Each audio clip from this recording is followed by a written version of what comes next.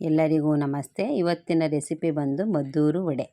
ಬೇಕಾಗುವ ಸಾಮಗ್ರಿಗಳು: 1 ಕಪ್ಪು ಮೈದಾ, 1 ಕಪ್ಪು ರವೆ, ಮೀಡಿಯಮ್ ರವೆ ತಗೋಬೇಕು, 1 ಕಪ್ಪು ಅಕ್ಕಿ ಹಿಟ್ಟು, ಸ್ವಲ್ಪ ಕೊತ್ತಂಬರಿ ಸೊಪ್ಪು, ಕರಿಬೇವಿನ ಸೊಪ್ಪು, ಹಸಿಮೆಣಸಿನಕಾಯಿ 1-2, ಈರುಳ್ಳಿ 2 ಸಣ್ಣಕ್ಕೆ ಹಚ್ಕೋಬೇಕು.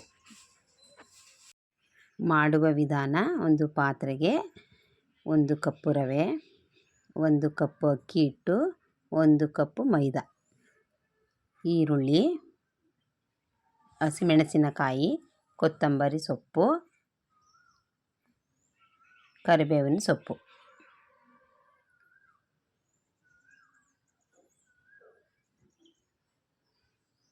ಚಿಲ್ಲಿ ಪೌಡರು 1.5 ಸ್ಪೂನು ಹಾಕ್ಕೋಬೇಕು. ರುಚಿಗೆ ತಕ್ಕಷ್ಟು ಉಪ್ಪು ಹಾಕಬೇಕು. ಮಿಕ್ಸ್ ಮಾಡಬೇಕು.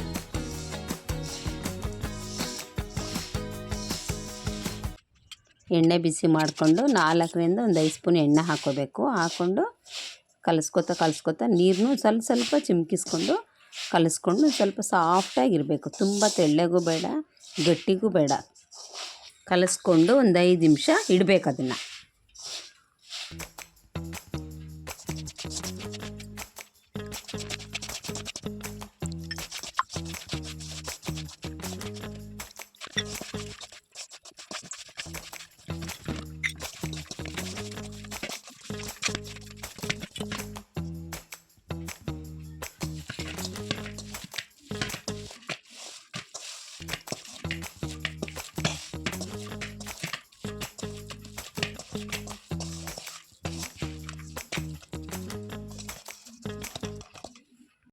ನೆಂದು ರೆಡಿಯಾಗಿದೆ. ನಾನು ಬಾಳೆ ಎಲೆ ತೊಗೊಂಡಿದ್ದೀನಿ.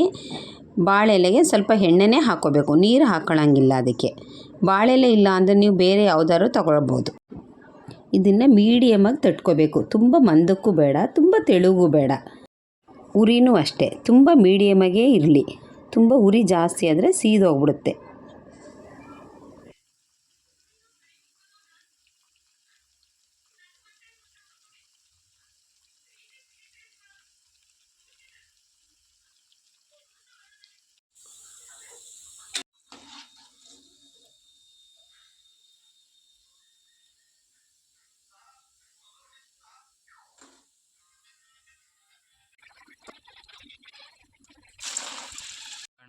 ಮದ್ದೂರು ವಡೆ ರೆಡಿ.